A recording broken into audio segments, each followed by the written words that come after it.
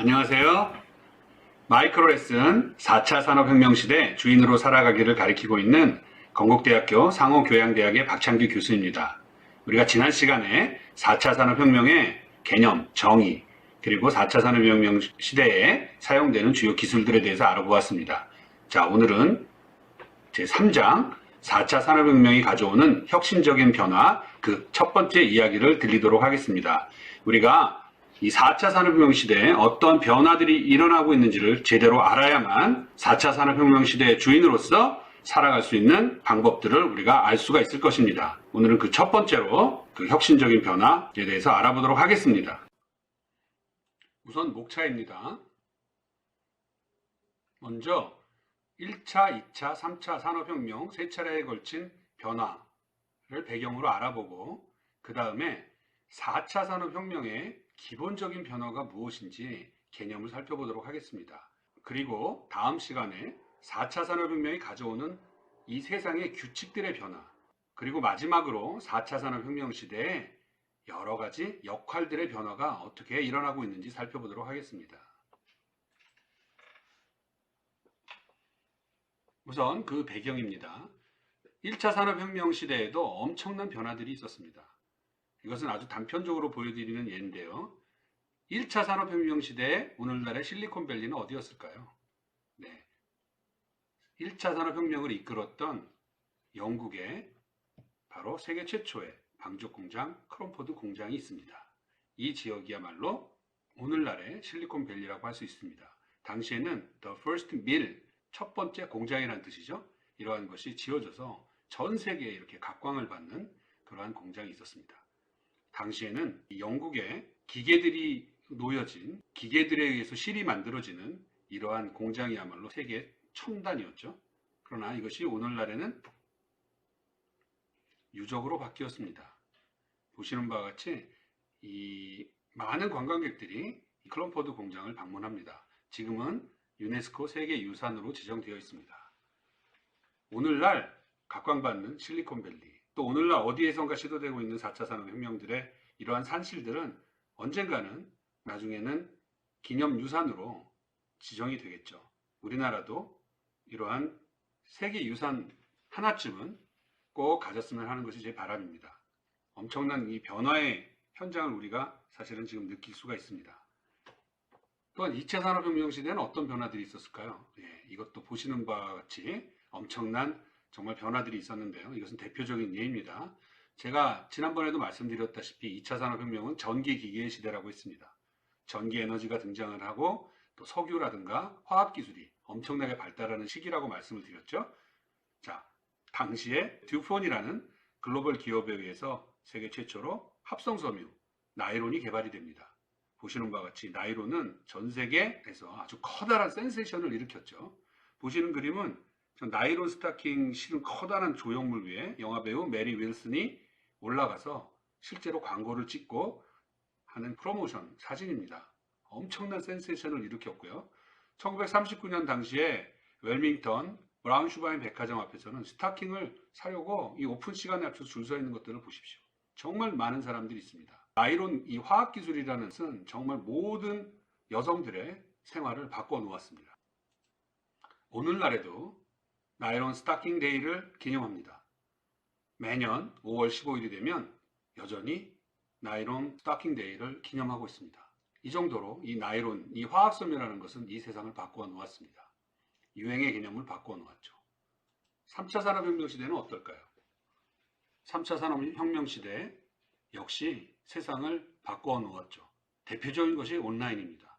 과거의 서점들은 주요 가판대에 베스트셀러들을 전시해서 팔았죠.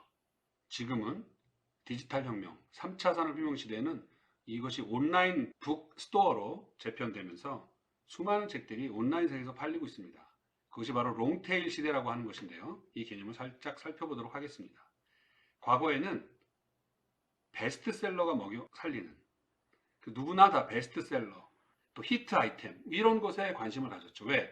이러한 것들이 매출의 80% 이상을 차지했기 때문이죠. 그래서 상위 20%에만 우리가 관심을 가졌던 이러한 시기를 우리는 겪었었죠.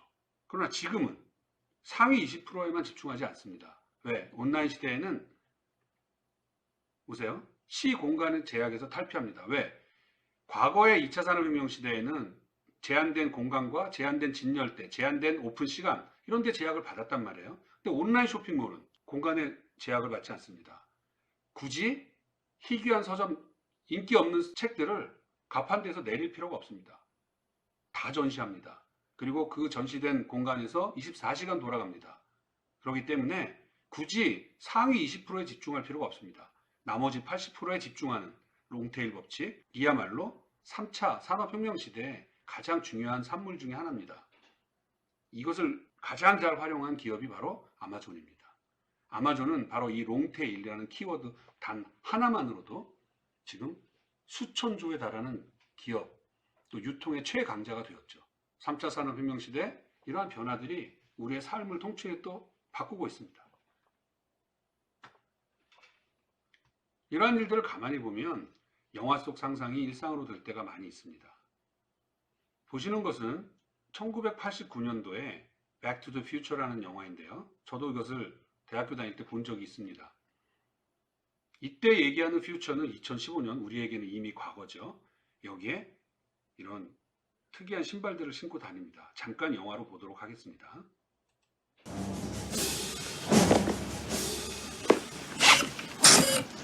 Power laces, all right.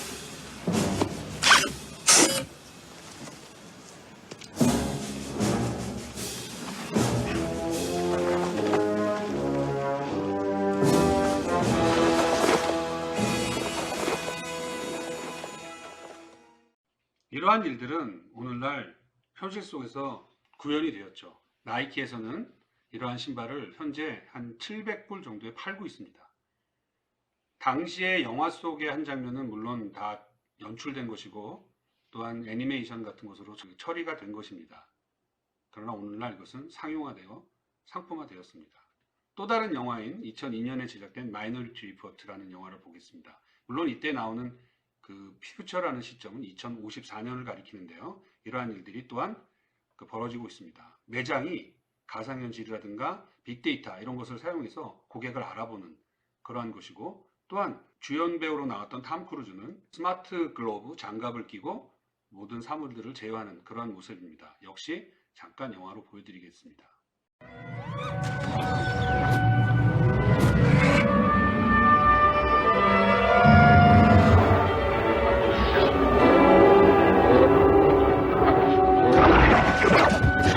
I show 8 Howard marks in the district, sorting by race and age. Looks familiar. On their license registration. See if I can capture We're that. running out of time. Running out of time. I was thinking maybe I'd play hooky, stay home today. Working too much. Can you grab that? It's unclear. I got 6 licenses. Where do you want them? Over here, please.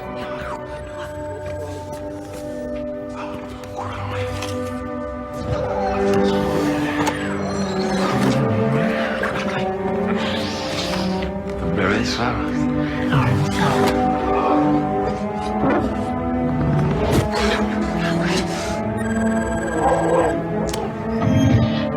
Why the hell without them?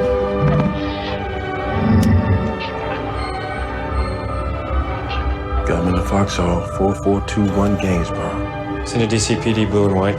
Set up a perimeter and tell them we're en route. Investigator from the feds here. Yeah, I don't need some twink from the Fed poking around right now. John, I wrote it down on your calendar. I left you a message at your house. Check in with the papers they headed forward. See if the neighbors knew where they went. Check all relations. Second neighbors and relations. But John. 자, 여러분 어떠십니까? 이러한 일들은 현재 역시 일상화되어 있습니다. 온라인이든 오프라인이든 그 여러 가지 센서라든가 빅데이터 같은 것을 활용하면 매장이 나를 알아보고 매장이 나한테 내가 원하는, 고객이 원하는 서비스를 하는 것들이 현재 상용화되어서 지금 적용 중에 있습니다. 아무리 멋진 상상을 하고 한다 하더라도 이것이 과연 이런 일들이 일어날까? 라는 생각들을 하게 되는데요. 실제로 우리가 상식으로 되는 일들은 결국은 언젠가는 상상이라는 것을 통해서 일상으로 전환될 수 있다고 생각을 합니다. 그래서 지금 우리가 이 시점에서 어떤 얘기를 하더라도 그런 일들이 일어날까? 그건 과연 불가능해 보이는데 라고 하는 것들이 결국엔 일상이 될 수 있는 그런 가능성이 있다는 것을 저는 말씀드리고 싶습니다. 그래서 저희가 앞으로 얘기하는 것들이 비록 상상 속에 있고 아직 비현실적인 것일지라도 이것이 언젠간 일상으로 될 수 있다는 그러한 가능성을 가지시고 여러분 이 강의를 경청해 주시기 바랍니다. 자, 지금부터는 4차 산업혁명의 기본적인 변화에 대해서 한번 살펴보도록 하겠습니다. 우선 전체, 기술, 시스템, 제조, 혁신의 관점에서 산업혁명을 다뤄보겠습니다. 이 그래프는 2010년 코렌에 의해서 만들어진 자료인데요. 전반적으로 산업혁명을 기술의 관점에서 잘 조명하고 있습니다. 우선 1850년경에 이 수작업, 바로 크라프트 프로덕션, 수작업 시대를 의미합니다. 산업혁명 이전에는 이랬죠. 이러던 기술, 제조 시스템들이 바로 포드 같은 라인 시스템, 컨베이어 벨트 이런 시스템으로 대별되고 있는 대량 생산들이 일어납니다. 자동차가 공장에서 대량으로 만들어지는 그러한 시기입니다. 이러한 시스템들이 좀 더 발달해서 예를 들어 토요타의 린 생산처럼 적시적소의 제품, 부품을 공급하고 생산성의 효율을 가장 극대화하는 이러한 시스템들이 완성이 됩니다. 이후에 이러한 대량 생산은 mass customization이라고 하는 보통 우리가 대량 맞춤이라고 합니다. 소비자들이 일부분 주문을 좀 해서 조합할 수 있는 그런 조합형 생산 방식을 얘기합니다. 이러한 시스템을 거쳐서 마지막으로 personalized production, 개인화 생산까지 이러한 변화를 겪게 됩니다. 그리고 이 시점에서는 글로벌화, 또 지역 생산화 이런 것들이 수반이 되는데요. 자, 이러한 수작업 시대를 거쳐서 대량 생산을 거쳐서 대량 맞춤 시대를 거쳐서 개인화 생산을 이루는 이러한 제조 시스템 혁신들은 대부분의 4차 산업혁명을 이해하는 사람들은 알고 있는 내용들입니다. 그러나 이러한 큰 틀에서의 그 기술 시스템, 제조 혁신들을 우리가 또 다른 관점에서 한번 살펴보도록 하겠습니다. 같은 그래프인데요.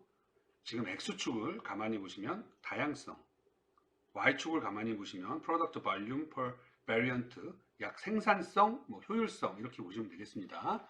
이러한 관점에서 한번 살펴보면 생산성과 다양성은 어떤 변화를 갖게 되는지 알아보도록 하겠습니다. 한번 슬라이드 애니메이션 이 포인트를 좀 따라와 주시기 바랍니다. 자, 수작업 시대에는 어땠죠? 수작업, 산업혁명 이전에는 다양성은 극대화되고 생산성은 거의 제로에 가까운 이러한 시기를 살았습니다. 그렇죠? 엄마가 집집마다 옷을 만들면 옷은 다 다르지만 생산성 이런 건 개념조차가 없었습니다. 그러나 산업혁명을 딱 거치면서 어떻게 이동하는지 한번 따라가 볼까요? 자, 우선 다양성을 포기하죠. 다양한 것을 인정하지 않습니다. 왜? 생산성과 효율성을 높이기 위해서. 생산성과 효율성은 극대화되었지만 다양성은 상실되었습니다. 이것이 오늘날 지금도 이 시기를 우리는 살고 있습니다. 물론 이런 것이 조금 더 다양화되고 개인화되었지만 아직도 이 시대에 살고 있는 사람들은 많이 있습니다. 자, 이렇게 과학기술들이 발달하면 그 다음엔 어떻게 가는 게 맞죠? 네, 이렇게 가는 게 맞습니다. 이렇게 가면 얼마나 좋을까요? 생산성, 효율성도 더 올라가고 다양성도 증가하는 모든 사람이 원하는 결과를 얻어지겠지만 사실 이러한 것은 얻어지지 않습니다. 왜냐하면 과학기술이 아무리 발달해도 다양성도 올리고 생산성도 올리는 기술은 아직 존재하지 않습니다. 따라서 과감히 인류는 이것을 포기하고 어떻게 가고 있냐면 지금은 이렇게 가고 있습니다. 다양성이 다시 늘어납니다. 그런데 그동안 구축해 놓았던 생산성과 효율성은 감소하죠. 즉, 이 말은 생산성과 효용성의 감소를 감수해서라도 다양성을 늘리는 방향으로 진화하고 있는 것을 볼 수가 있습니다. 다시 산업혁명 이전처럼 만나고 있는 것을 볼 수가 있습니다. 과연 그럴까요, 여러분? 여러분들은 동의하십니까? 인류는 다양성을 포기하면서 생산성과 효율성을 구축했죠.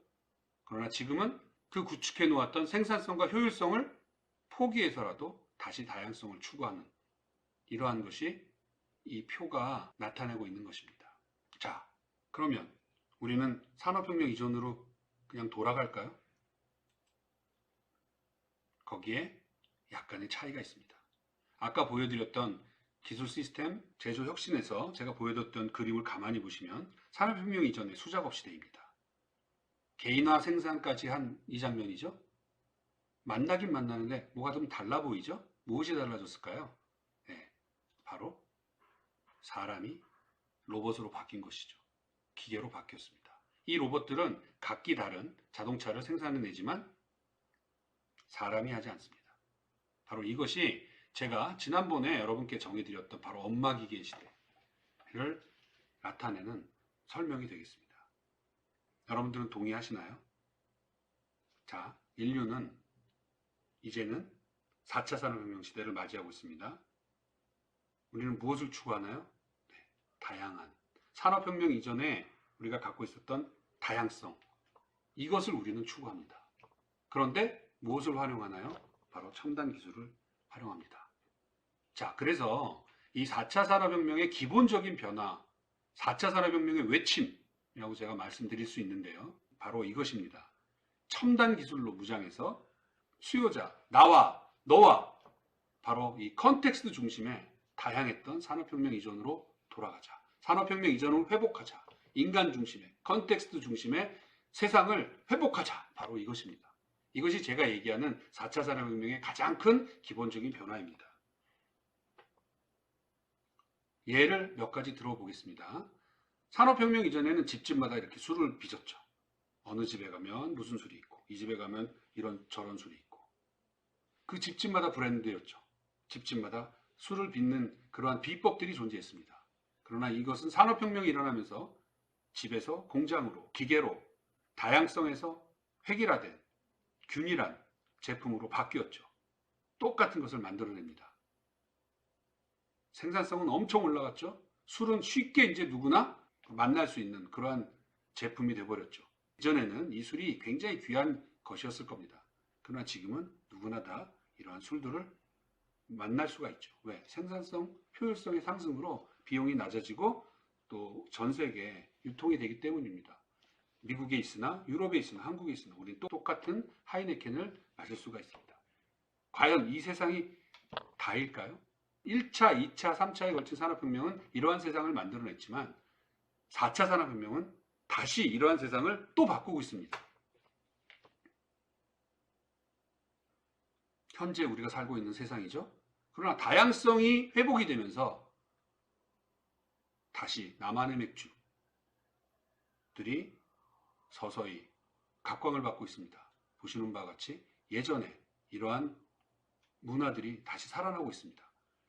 저도 최근에 이런 마트라든가 편의점 같은 데 가보면 예전하고 다른 맥주들이 너무너무 많이 나와 있습니다. 소위 수제 맥주라고 하는 것들도 있고 지역 맥주라고 하는 것들도 있습니다. 듣도 보지도 못한 이러한 맥주들을 엄청나게 만날 수가 있고 실제로 사이트에 들어가면 나만의 맥주, 심지어는 맥주잔도, 맥주에 들어가는 라벨도 또 이 맥주마다 따라먹는 컵도 서로 이게 연구가 되고 스토리 텔링이 될 정도로 아주 다양한 세상들이 다시 만들어지고 있습니다. 제가 자주 가는 단골집, 고깃집이나 횟집을 가면 저를 위한 제 이름이 새겨져 있는 그 맥주들이 이렇게 나오더라고요. 깜짝 놀랐습니다. 이러한 다양성이 중요한 세상으로 세상이 바뀌고 있음을 우리는 체험을 할 수가 있습니다. 이러한 것들이 어떻게 가능하죠? 물론 첨단 기술들이 도움을 받죠. 엄청난 데이터, 엄청난 기계, 스토리지, 클라우드 서비스. 그것을 총체적으로 가능하게 만드는 것은 바로 플랫폼이라고 하는 것입니다. 여러분 플랫폼 많이 들어보셨죠? 이 플랫폼이 뭐죠? 네, 기차의 탑승장 뭐 이런 뜻을 갖고 있습니다. 이것은 이제 프랑크푸르트 중앙역의 플랫폼을 보여주고 있는데요. 유럽의 관문입니다. 한국에서 이 프랑크푸르트로 많이들 가서 유럽을 가기 때문에 이 프랑크푸르트 중앙역이야말로 전 세계의 모든 사람들이 모이는 곳이라고 할 수 있는데요. 오늘날의 이 플랫폼은 가만히 보시면 기차만 도착하고 떠나는 그런 곳이 아닙니다. 여기 보시면 온갖 식당, 편의점, 은행, 뭐 온갖 것들을 다 사고 팔 수 있는 그러한 어떻게 보면 인간의 어떤 생활 공간이라고 할 수 있습니다. 그리고 이 플랫폼을 거치면 어느 딴 도시로 갈 수도 있고 또 전 세계 어디든 필요에 따라서 어디든지 갈 수 있는 연결 통로로서의 기능도 하고 있습니다. 바로 이러한 플랫폼은 오늘날 어떻게 변하고 있습니까? 바로 디지털 플랫폼으로 전환하고 있죠.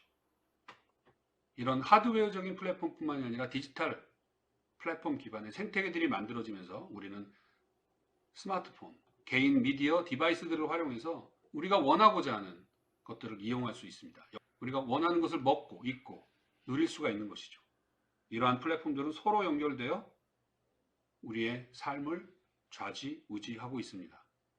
이러한 것들로 인해서 세상은 점점 다양해지고 어떤 플랫폼 기반의 이러한 삶 속에 우리가 존재하는 것이죠. 이것이 4차 산업혁명의 가장 큰 변화의 핵심이라고 할 수 있겠습니다. 또한 기본적인 변화를 한번 살펴보면 바로 흩어진다는 것인데요. 자, 산업혁명이 딱 일어나니까요. 제가 지난 시간에도 말씀드렸죠. 각지에 흩어져 있는 전문가들, 각지에 흩어져 있던 엄마들이 공장으로 모였습니다. 생산성과 효율성을 추구하던 사회로 바뀌면서 세상은 중앙으로 통합되었죠. 그러나 좀 전에 보여드렸던 디지털 플랫폼으로 세상이 편해지고 언제 어디 곳에서나 누구나 다 무엇인가를 이용할 수 있는 이런 디지털 플랫폼의 도움을 받아서 다시 산업혁명 이전에 흩어졌던 세상으로 바뀌고 있는 것입니다. 이것을 우리는 탈중앙화라고 하고 지역화라고 합니다. 이러한 세상으로 어떻게 바뀌고 있는지 살펴보도록 하겠습니다. 우선 의사결정 방식이 바뀌었습니다. 과거에는 이 탈중앙화된 사회, 즉 지역마다 의사결정을 하거나 또 지역마다 만들고 디자인하는 이러한 사회였죠. 그런데 오늘날 산업혁명을 살고 있는 이 시대에는 생산성과 향상을 중요시하기 때문에 이것이 센트럴라이제이션, 중앙 집권화가 됐죠. 중앙에서 다 통제를 합니다. 은행도 그렇고 교육도 그렇고 보건도 그렇고 모든 것이 중앙에서 그래야만 생산성이 올라가고 효율성이 향상하기 때문이죠. 그런데 이것이 4차 산업혁명이 진행되면서 다시 탈중앙화가 일어나고 있는 것입니다. 지역화가 일어나고 분권화가 일어나면서 모든 것을 중앙에서 통제하는 방식이 아니라 지역마다 의사결정이 일어나는 방식으로 바뀌죠. 이것은 새로운 것이 아닙니다. 우리는 이 중앙집권 시대에 태어나갔고 모든 것을 중앙에서 통제하는 이러한 시대에 태어나갔고 이것이 우리의 시작인 줄 알고 있지만 원래 산업혁명 이전에 탈중앙 시스템이었습니다. 그것으로 돌아가고 있는 것입니다. 이러한 것들이 바로 블록체인이라든가 디지털 플랫폼의 여러 가지 기술들을 이용을 해가지고 구현이 되고 있는 것이죠. 우리는 우리의 삶도 이러한 곳에 대입을 해야 합니다. 효율성과 생산성이 추구되던 사회에서 존재했던 나, 혹은 나의 삶. 그러나 4차 산업혁명으로 인해서 다양성이 추구되고 탈중심화가 일어나는 이러한 세상의 변화 속에서의 나와 내 삶. 이러한 것들을 정말 이제는 심각하게 또 진지하게 고민해 보아야 합니다. 결국 이러한 탈중심, 탈중앙화 세상은 이러한 것들을 우리 곁에서 쉽게 볼 수 있도록 합니다. 여러분 당근마켓 아시죠? 저도 당근마켓에서 물건을 사기도 하고 팔아도 보았는데요. 참 편했습니다. 당근이 뭐의 약자냐면요. 당신 근처에 이런 뜻입니다.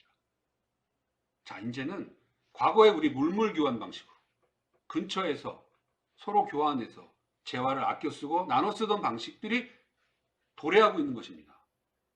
당신 근처에 맞게. 엄청나게 지금 빠른 속도로 성장하고 있죠.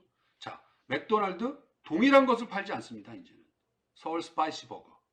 서울의 그 지역의 수요를 감안해서 서울의 버거, 이것은 서울에만 팔겠죠. 이슬람권에 가면 또 이슬람에 맞는 그런 버거들이 팔고요. 이런 의사결정 자체를 로컬, 지역사회에서 결정하는 것입니다. 지금 여러분들 마이 리얼 트립이라고 아십니까?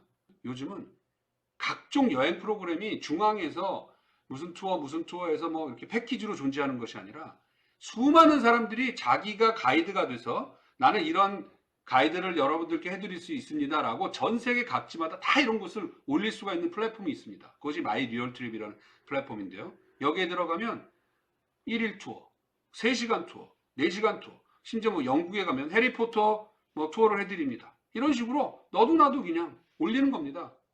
그러면 그 중에 고객들은 그 중에 자기가 원하는 것을 이렇게 셀렉을 해가지고 선택을 해가지고 조합을 하면 훌륭한 나만의 여행 스케줄을 짤 수 있는 것이죠. My Real Trip. 바로 이러한 것들이 Decentralized Society, 커뮤니티를 상징하고 있습니다. Homemade Brunch. 너도 나도 집에서 간단한 재료와 레시피만을 가지고 만들어 먹을 수 있는 이러한 시스템들이 자꾸 생겨나고 있는 것을 여러분 볼 수가 있습니다.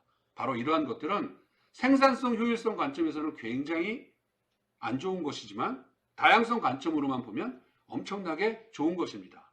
이러한 좋은 것에 대한 개념들이 바뀌고 있습니다. 바로 다양성. 이 4차 산업혁명의 가장 큰 변화는 바로 다양성이라고 할 수 있겠습니다. 또한 가치들이 분해되고 있습니다. 자, 우리는 옷을 구매를 합니다. 모든 가치가 옷값에 다 포함되어 있었죠. 왜? 이것이 공급자 관점에서 볼 때는 제일 편하거든요. 그것을 나눠서 일일이 받기는 너무 불편하죠. 그냥 공급가에 얼마에 사세요.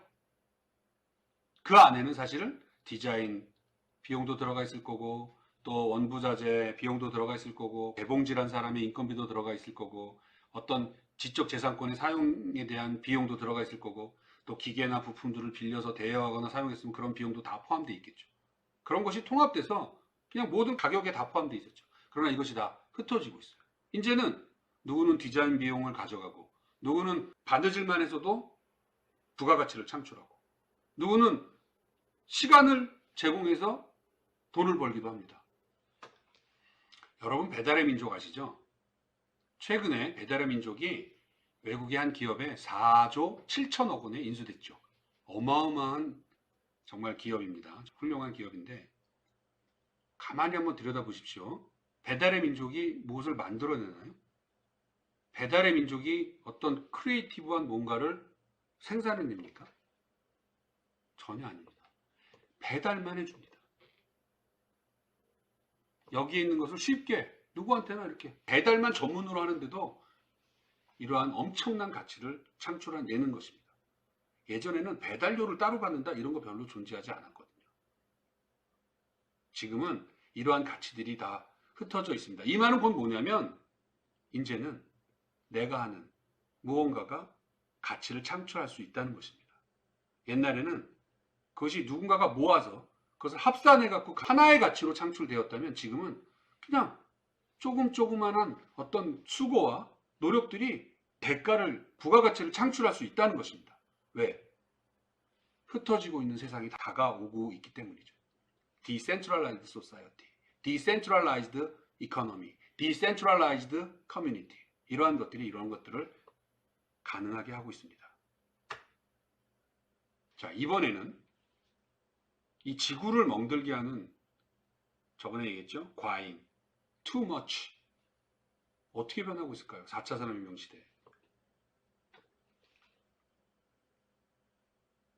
원래는 수요자가 필요하면 만들었죠.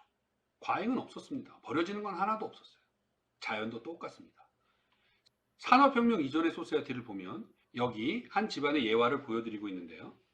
한번 볼까요? 할머니는 실을 감고요.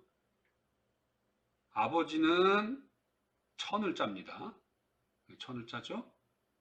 또 엄마는 누나하고 스피닝, 방적을 하고 있습니다. 실을 만들고 있네요. 아들은 아이를 재우고, 또 막내딸은 염색 표벽을 하고 있네요. 정말 많은 사람들이 각자의 역할을 하면서 그 집안에서, 그 집안만의 제품들이 이렇게 만들어졌습니다. 여기에는 버려지는 것들이 하나도 없었습니다. 과잉이 하나도 없는, 잉여 생산이라고는 전혀 없는 그러한 생산 시스템을 볼 수가 있습니다. 그러나 오늘날 어떻습니까? 공급자의 대량 생산이 바로 과잉을 낳았죠. 예를 들어 볼까요? 많이 만들어 놓습니다. 자, 많이 공급자들은 디자인하고 정말 엄청난 노력을 기울입니다. 또 자본을 투입합니다. 디자인하고 만들고 또 이렇게 보여줍니다. 디스플레이하고 그 다음에 뭐 하죠? 기다립니다. 수요자가 와서 사갈 때까지 기다리죠. 수요자는, 우리 같은 수요자들은 뭘 하죠? 매장을 방문합니다. 그리고 고르죠. 내가 원하는 물건을 찾는 행위를 내가 합니다. 열심히 가서 발품을 팔아야 좋은 물건을 만날 수가 있는 겁니다. 와서 골라. 자, 이 제품의 입장에서 한번 볼까요? 나는 공급자가 만들어 놓은 옷이에요. 누군가에게 입혀지면 제일 좋겠죠. 그런데 누군가가 저를 선택해 주기를 기다립니다. 그런데 아무도 저를 선택하지 않아요. 그럼 저는 뭐죠? 과잉이 되고 잉여가 되고 쓰레기가 되는 겁니다. 그리고 재고가 되는 거죠. 이것이 오늘날 세상입니다. 이 재고를 만들어내고 과잉을 만들어내는 세상이 바로 이렇습니다. 메커니즘이. 자, 그런데 이것은 너무나 이 지구를 멍들게 하고 있습니다. 자, 세상이 4차 산업혁명 시대에 이렇게 바뀌고 있습니다. 공급자가 하는 일은 비슷합니다. 만들어 놓습니다. 디자인하고 만들어 놓습니다. 그런데 이제는 기다리지 않아요. 4차 산업혁명의 빅데이터나 인공지능 같은 걸 이용해서 이 제품을 원할 것 같은 고객을 찾아 나섭니다. 그리고 추천해 줍니다. 우리는 이제 발품을 팔지 않아요. 기다리면 똑똑하고 노크를 합니다. 제 방으로 찾아와서 이거 어떠세요? 이거 당신이 좋아하는 것 같아요. 어떠십니까? 라고 내 문 앞에 제품들이 놓여지기 시작합니다. 내 온라인 사이트에 추천되기 시작을 합니다. SNS 같은 것을 타고 이것은 어떠십니까? 고객님이라고 물어보는 시대로 전환하고 있습니다. 그래서 제가 제품이에요? 찾아갔어요? 저 어떠세요? 라고 물어봤어요. 근데 고객이 너 싫어. 에이 괜찮아. 됐어. 라고 하면 그때 저는 잉여가 되고 과잉이 되고 재고가 됩니다. 많이 진화됐죠? 기다리다 못 만나면 재고가 됐는데 이제는 찾아가서 고객이 날 원하지 않으면 재고가 되니까 많이 진화했습니다. 그러나 이것이 과연 최선일까요? 좋아졌어요. 그렇지만 이것이 베스트는 아닌 것 같아요. 그럼 정말 베스트는 어디 있을까요? 바로 4차 산업혁명이 추구하는 최종 파이널 골은 여기 있습니다. 4차 산업혁명 이전에 이거 만들어 주세요. 내가 원하는 것은 이것이야. 라고 말하는 바로 그 수요가 멈춰인 세상. 수요자가 뭘 하죠? 주문합니다. 그리고 디자인합니다. 이렇게 만들어 주세요. 그리고 심지어는 만들기도 합니다. 공급자들은 뭘 하죠? 그냥 수요자를 도울 뿐이죠. 자, 여기 수많은 제품들. 하나도 잉여 생산이 될 수가 없습니다. 내가 주문하고 디자인하고 만든 것이기 때문에. 이것을 우리는 커스텀 오더라고 하죠. 재고 없습니다. 이것이야말로 4차 산업혁명이 꿈꾸는 세상입니다.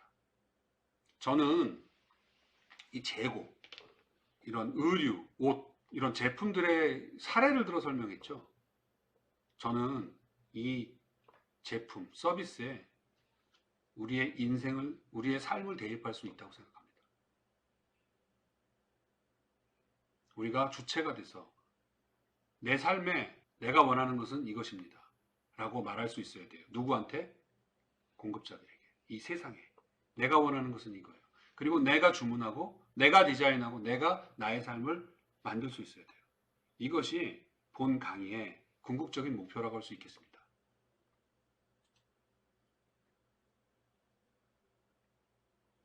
오늘은 제가 산업혁명의 변화에 대해서 말씀드리고 있는데 기본적인 변화를 기술, 시스템, 제조, 혁신의 관점에서 또한 생산성과 효율성, 그리고 다양성의 변화의 관점에서 설명을 드렸어요. 세상은 다양성을 추구하고 있다고. 4차 산업혁명은 다양성을 바라보고 있다고. 근데 혹시 여러분들께서 굳이 저건 기술, 시스템, 제조에 대한 혁신만을 얘기하는 거지 내 삶과 과연 무슨 관련이 있나 저것이? 뭐 이렇게 생각하실 수도 있습니다. 그러나 그렇지 않아요. 왜냐하면 이 기술, 시스템, 제조, 산업혁명은 주로 여기에 포커싱을 하고 있는 것은 맞습니다. 그런데 이러한 혁신이 세상 그리고 우리 더 나아가서 인류의 삶을 통째로 바꾸고 있습니다. 그 사례를 한번 볼까요? 여러분, 산업혁명이 딱 생기고 나서 자동차라는 것이 만들어졌습니다. 사람이 걸어다니고 마차 타고 다니는 시대가 자동차를 타고 다니는 시대로 바뀌었어요. 그것이 그냥 산업적 변화에만 영향을 줄까요? 산업이나 경제에만 영향을 줄까요? 아니에요. 이 세상을 바꿉니다. 비행기를 타고 미국의 10시간이면 날아갈 수 있는 기술, 시스템의 혁신은 우리의 삶 전체를 송두리째 바꾸죠.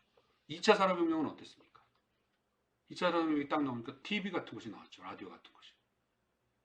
이것이 그냥 산업 경제적인 변화에만 그쳤습니까? 아닙니다.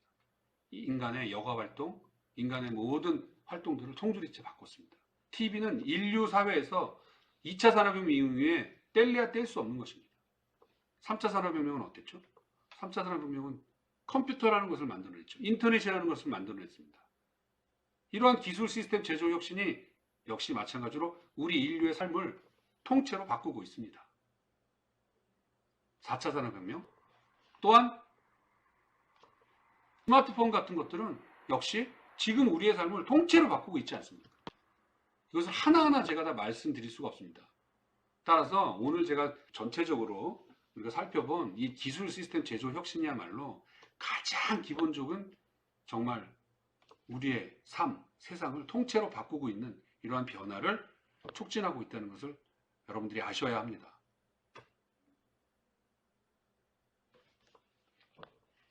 오늘은 4차 산업혁명의 변화, 그 첫 번째 1차, 2차, 3차의 변화의 어떤 기본 배경들, 그리고 4차 산업혁명이 가져오는 가장 기본적인 변화에 대해서 알아보았습니다. 자, 다음 시간에는 세상의 규칙들이 어떻게 바뀌고 있는지 알아보도록 하겠습니다. 경청해 주셔서 감사합니다. 안녕히 계세요.